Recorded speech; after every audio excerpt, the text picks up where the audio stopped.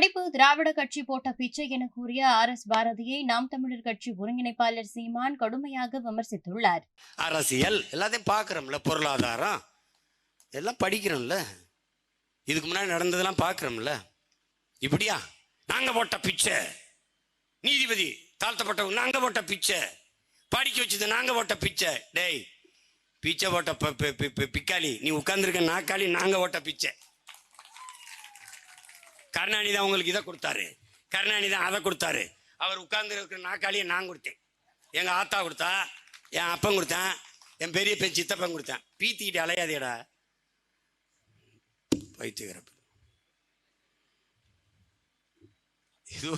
இது ஒரு கொடுமை நடந்துருச்சு.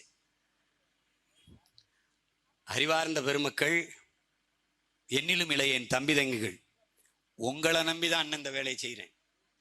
நான் 10ஆப்பு படிச்சுட்டு இருக்கேன், என்னுடைய பாராளுமன்ற உறுப்பினர் சட்டமன்ற உறுப்பினர் சிரிச்சான். இன்னைக்கு 36 லட்சம் ஓட்டு அவன் போட்டது தான். 26ல் இன்னொரு 20-30 லட்சம் பேர் வருவான். அவனுக்கு தான் வேலை, அவனுக்கு தெரியும் நான் எது கத்துறேன்னு.